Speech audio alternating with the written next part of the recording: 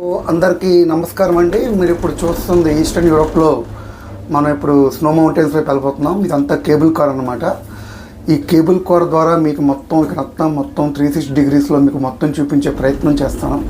చూడండి, ఇలా cable cars వస్తూ ఉంటుంది. మీకు తెలిసిందే, మనమైతే ఇక్కడ సింగిల్ క్యాబిన్లో ఉన్నాం. సో దీని తర్వాత ఈ చుట్టుపక్కల మొత్తం మౌంటైన్స్తో మంచుతో కప్పబడి ఉంటుంది.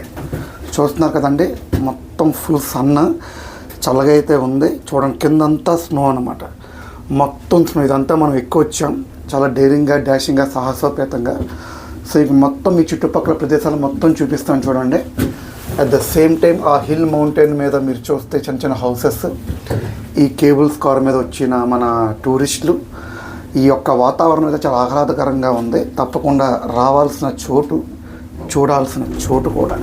సో కాబట్టి ముందే చెప్పినట్టు మనం ఒక ప్రదేశంలో పనిలో బాగా నిమగ్నమైనప్పుడు మనకు బాగా స్ట్రెస్ ఫీల్ అవుతే ఇలా అప్పుడప్పుడు ఆటవిడుపుగా వచ్చి ఓ పిక్నిక్ టైంలో ఒక 3 to 5 days కనుక ఇలాగా విహారాలకు వస్తే మన మైండ్ రిఫ్రెష్ అవుతుంది. అట్ ద సేమ్ టైం మనం నెక్స్ట్ పని చేయడానికి చాలా బూస్టప్ కూడా వస్తుంది. సో వీడియో చూసేందుకు థ్యాంక్ యూ. ఎప్పుడు మీ ప్రేమను ఆకాంక్షించి మీ నందు.